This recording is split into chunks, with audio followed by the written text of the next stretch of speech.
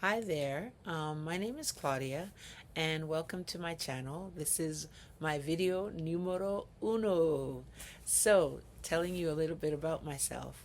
As I said, my name is Claudia. I am an early childhood educator. I am also an educational assistant within the school board. Which school board, we'll discuss that another time. But today, within the school board.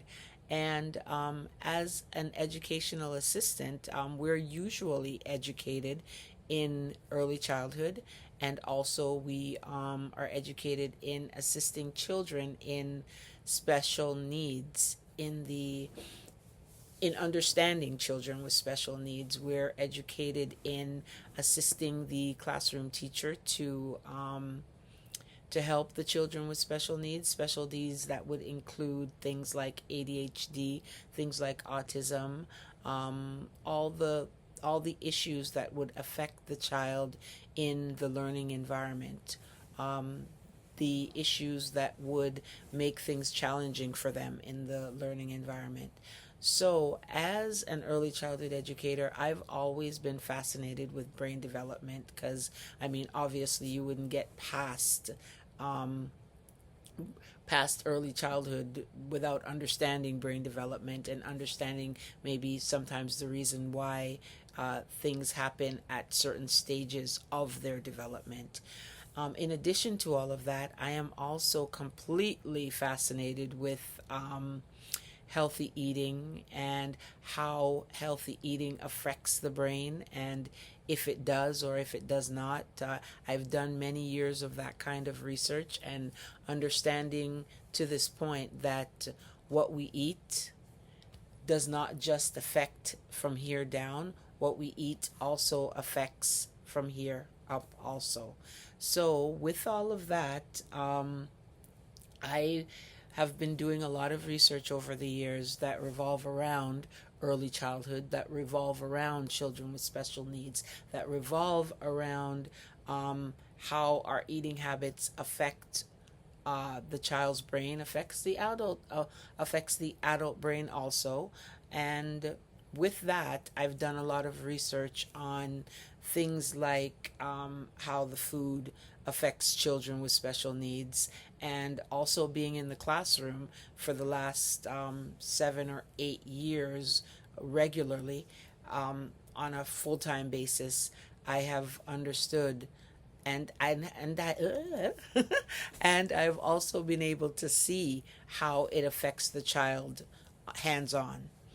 So, with that, I will begin one of this first video with the discussion of a gentleman, a doctor, a very intelligent doctor called Dr. Bobby Price. I've been following a lot of his videos online for the last few years, actually, and he's very informative, very intelligent individual. And with that, I came across a video the other day when, as I've been doing my research for my first ever video, which is this one, I came across a video of him discussing the 8 ways to improve the child's diet and health without drugs. And I found that video very informative, and I decided to maybe just reassess it with you guys so that you can hear a lot of what he's suggested as to the things that we can do to help the children in our lives, whether they are in our classroom or they are our children directly, or they are your aunt, as an aunt, as an uncle, as a just somebody who is in that child's life and wants the best for them. So with that, we'll begin. And his video, in addition to other things that I have researched, so even though he says these things in his video, it's not just him. There's research that proves it. Like, for example, in regards to autism, 1 in every 10,000 children in 1980 were diagnosed with autism. Today, it's 1 in every 32, and By the year 2050, it's expected that one in every two children will have autism. Those are very staggering numbers. And if you as an individual is not are not questioning that situation, then I think that we should be questioning that. And there are a lot of people who suggest that the reason for a lot of this is because of the foods that they're eating and the pesticides that are on the foods. Um, it is not officially proven, but a lot of people would suggest that that is indeed the case. So, with all of keeping all of those things in mind, we also need to understand that we are one of these children coming up today are one of the first generations of children that have issues with being overweight, issues with being obese, and 20 to 25% of those children will probably pass away before their parents, which is a staggering number, right? And that's something that I have looked at, and something that I believe requires a channel that discusses those things. So, in addition to that, it, it's also been researched that there is a large number of these children with mental illnesses and suicide rates that are higher than normal. Those are also things that we need to look at. And for parents, for teachers, and all of those who care about the children in our lives who are struggling, that's definitely something we need to look at. So, with that, we're going to talk about the 8 ways. And because this is my first video, you guys, you're going to notice that I'm going to be looking down at my trusty information here. And hopefully, by the time I get to video number 101, I'll be just talking like this. Dun, dun, dun, dun, dun. But for now, I'm starting regardless of how perfect and professional I may seem. But I am professional, but not perfect. Okay, so let's begin. The first thing that we need to do to help those children in our lives that need our special attention. And as parents, actually, when you think of as somebody who's taking care of a child in some regard on a personal level, as the parent, you would try your best not to get them addicted in the first place. So you want to start off as early as possible. Not saying that starting off later is frivolous. It's not, but to make life easier, it would be really great, according to Dr. Bobby Price, if you could start by not getting them addicted in the first place. And it is an addiction, this food thing. I remember having a child in my classroom that every Wednesday when it was pizza day, it would be um I don't know what to say. It would be tricky in our classroom when it was pizza day, because he would not only eat his pizza. He was a child with special needs indeed, but he would not only eat his pizza, he would go around the class and try to eat the other children's pizza too, because he was addicted to pizza. On Monday he would ask just before lunch, "Pizza?" I'd say, "No, it's not pizza day today." Tuesday, "Pizza?" "No, it's not pizza day today." And on Wednesday, when he would have the pizza, we would have to make an effort of giving him the pizza after everybody else had received theirs, so that he would have time to eat his and everybody else would have time to eat theirs too. That's a form of addiction.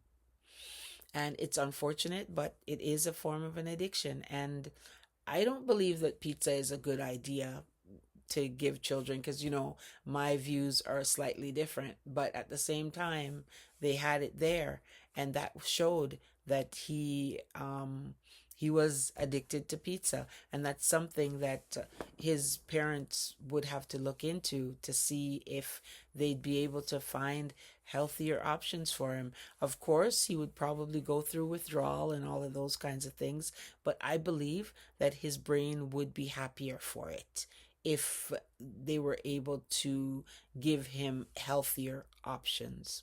Maybe figuring out how to make the pizza with spelt flour instead, or maybe not cheese, but vegan cheese, cashew cheese, those types of things. But that's a story for another day. That's number one. So, number two would be for you to get into that habit too, as the parent, of eating the healthier things. Hold yourself accountable by being healthy, doing the healthier alternatives so they can see you doing the healthier things, right? He suggests, Dr. Bobby Price suggests that first we give them our genetics when they're born from us, and then they take our habits. So we give them our habits. So when we have healthy habits, it will definitely replicate on them, right? That's the second thing. And number three is switching to real food. Understanding that real food is an important aspect in the brain development, making your own meals, right? Allowing them to help you make the meals, whatever it is they want that is a healthy alternative, let them help you. Use a dull knife and help to chop the carrots, those types of things, right? Um, some people, some children don't know the difference between real food and the artificial food. There are children in my class again that when I say to them, we need real cherry juices, not juices that are artificial, like the box juice that you stick the straw in, but real juices that actually are made from real cherries. The other night, I learned from YouTube again how to take the pit out, and maybe I'll do a video on that because I thought that was extremely cool. Doing a video on how to take the pit out and then putting it in a juicer or a blender, juicing it, maybe squeezing out through a strainer the the remainder of the fiber part of the cherries, and using those juices, freeze them and put them in the bottle so that you can put those in your children's lunches instead of the box juices, because the box juices or those Kool-Aids have so much sugar that, as a teacher, I don't want your child to drink those things until 2:30 when school finishes at 2:45, because then the sugar will affect them at home rather than at school, honestly. So, that's the other thing. Give them real food, please. All right. Number 4, um, transition your child with smoothies. This is another suggestion that Bobby Price made, and he also suggested that you put dates in the meals that you give them. If you're at home and you're giving them salads, cut the dates up into little pieces and give them that, because the dates are sweet, and dates are also extremely good for you and filled with an excess amount of iron. And sweet things, children gravitate to sweet things. So if we can give them those things, that would be the best bet. The next thing, number 5, field trips to places like farms, to places like zoos, even. Those kinds of field trips, getting them connected to the animals, connected to where the animals come from, how they originate, those types of things, connecting them to plant life.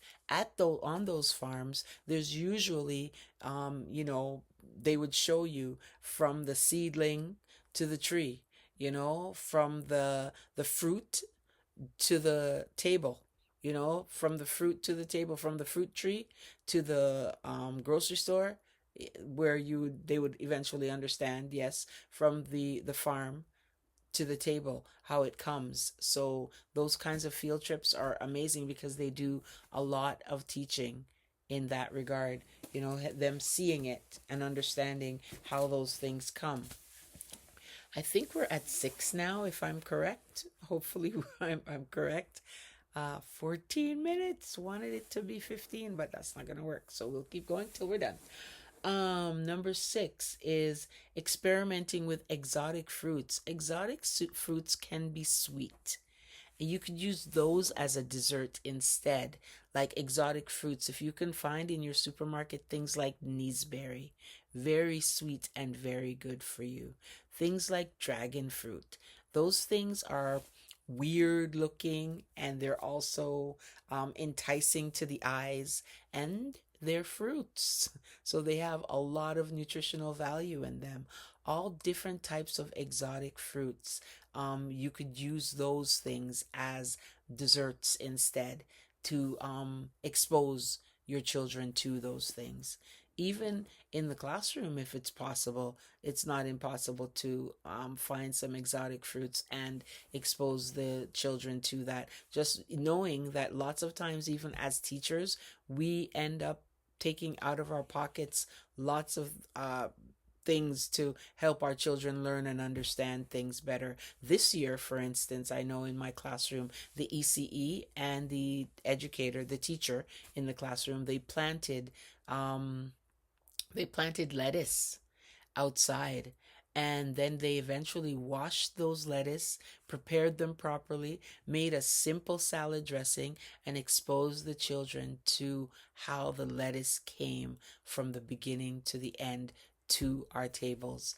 And they enjoyed that so much. And I was so surprised that so many of those kids actually ate those things, ate them like happily, of course, because they realized where it came from and how exciting it was that they grew this themselves and then were able to put it on their tables. So, those types of things really help the child or children to become closer to the food and understanding that this is how the food originates, or this is how it comes. That was an amazing thing, and I noticed how those children actually really enjoyed it to an excess. um I think I might have mentioned this before, but I also put it down as number 7, so I'm going to say it again anyway. Allowing the children to cook with you, right? And very important for them to feel like they're a part of the process.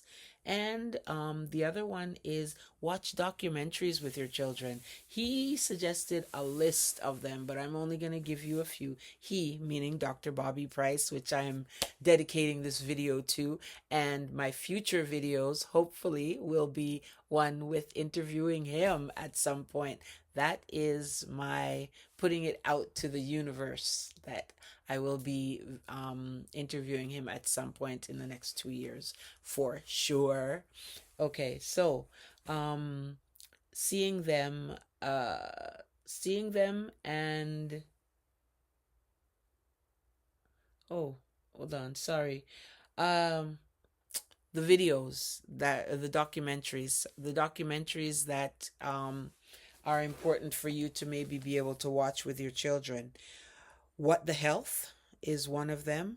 Take Your Pills, Earthlings, um, Poison, one's called. I really have to see some of these. I never actually saw any of these. The only one I saw was What the Health. I've seen What the Health, and that's very not traumatizing, but it's important to see it because we need to know what's going on within our food industry. And then while you're watching it with your children, you can be able to explain certain things to them, you know. um yeah. And You Are What You Eat, and The Game Changers, and another one called Unwell. I'm definitely gonna look into these to see if I can see them. Most of these I haven't seen. The only one I saw was What the Health. So I've got my documentary wish list to start on for sure. Thank you, Dr. Bobby, again for enlightening me on so many things, so many levels. Dr. Bobby and also Dr. Sabi. I am a Dr. Sabi child, by the way. Very, very like dear to my heart. I've been to Honduras. I've, taken a year and odd to heal my fibroids, and I am so thankful to Dr. Sabi. That's a story for another day, of course. But yeah. So then the last thing that I wanted, the last thing he suggested was volunteering. he believes, and I also believe that it's a beautiful idea, is having your children maybe volunteer in hospitals, or even having them go to hospitals in a volunteer environment and seeing what sick children look like. You know, that sounds a little bit, maybe you might not really go for that so much, but for them to be able to see what sick children look like might entice them to try their best to eat as healthy as possible, so they don't end up having to take pills for the rest of their lives, or being a part of the area where they're not well and have to be in hospital. Understanding that, as they say, 95% of the illnesses that ail the human body are as a result of the foods that you put in your mouth. Only 5%, only 5% of the issues that ail the body actually come from just your genes having issues. 95%, that's a staggering amount, and very important to think about. So, as I close this video off, I would like to say that um, it's important to understand that in today's day and age, where there is so much negativity in the air, negativity in our foods, the things that they're selling in the supermarkets, allowing us to think that those things are healthy, we need to understand that giving sweets is not a treat. I believe that the children will thank you later, when you are tough now on trying to curve the eating habits so that they don't end up being overweight and obese. They'll thank you at a later date. They might hate you now, because if you've already started, or if these children have already started on the train of eating unhealthily, it's going to be a challenge for you to try and backtrack on it. But I think that it's worth it. It's worth it in the end, because as adults, they won't be becoming adults fighting with those challenges, just because as a parent we felt that we didn't want them to miss out. That word, missing out. I think that when we say we don't want our children to miss out on fun, so we give them the sweets because that's a part of childhood, I don't think it is. I think that we can have our children have beautiful childhoods without them having to be given poison, which is really what it is. Lots of those sweet things are poison. It's not a treat, it's poison. And we need to start looking at it as such. And so instead of cakes, cookies, and pies, treat them with exotic fruits from all over the world. Our supermarkets nowadays have all of those things. Fruits that are from different parts of the world, that are sweet, that are different, that are treats, because they might actually be a little bit expensive. But then a lot of those treats are expensive too, because either you pay now or you pay in the hospital. And I'd rather pay now. And I think you would too. And your children will indeed thank you for it. Um, as I said, being an early childhood educator and being an educational assistant in the classroom, I've had the opportunity to look in those lunches. And those lunches, to be honest with you, are quite disappointing. And I wish that the parents, other parents, will see this video and understand that most of the teachers would rather the child eat those sweet treats at 2, if school finishes at 3, 2:55. If school finishes at 2:30, 2:15. Eating those would be better for people like us, because there's less issues. And I also call it in the class brain food, the good stuff. And I say to them, please eat your brain food first, and then you can deal with the other stuff later. Brain food first, always. And even as an adult, I will say to you before I go, brain food first, which is the fruits and vegetables, and then the other things come after. Or better yet, none of the other things at all, just brain food. All right. So with that, I say, guys, as my first video closing out, brain food first, and peace and blessings.